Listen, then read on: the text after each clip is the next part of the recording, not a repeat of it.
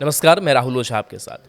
प्रधानमंत्री नरेंद्र मोदी के नेतृत्व वाली केंद्र सरकार के 12 वर्ष पूरे होने के मौके पर आयोजित मीडिया संवाद कार्यक्रम में बिहार के मुख्यमंत्री सम्राट चौधरी ने केंद्र और राज्य सरकार की उपलब्धियों को विस्तार से रखा।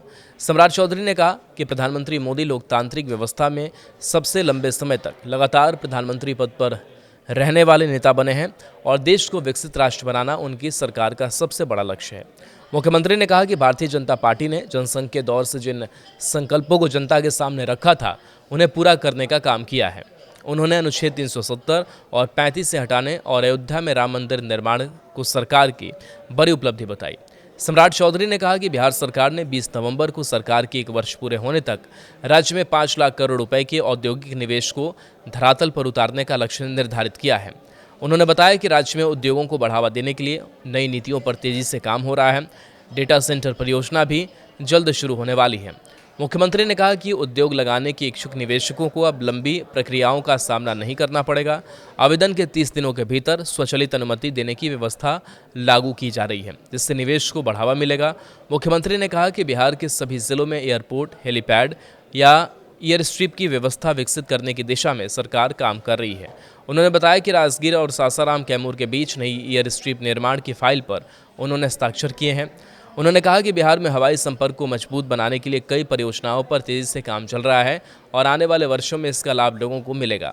सम्राट चौधरी ने कहा कि देश में रक्षा उत्पादन को बढ़ावा देने के लिए डिफेंस कॉरिडोर का विस्तार किया जा रहा है। बिहार के राजगीर और मुंगेर में भी डिफेंस कॉरिडोर विकसित करने की योजना पर काम चल रहा है। उन्होंने दावा किया कि सड़क और बिजली के क्षेत्र में बिहार ने उल्लेखनीय प्रगति की है और ग्रामीण सड़कों के मामलों में राज्य देश के अग्रणी राज्यों में शामिल है। मुख्यमंत्री ने अधिकारियों को स्पष्ट निर्देश देते हुए कहा कि शिक्षकों और कर्मचारियों का वेतन और पेंशन उनका मौलिक अधिकार है। किसी भी स्थिति में इसे रोका नहीं जाना चाहिए।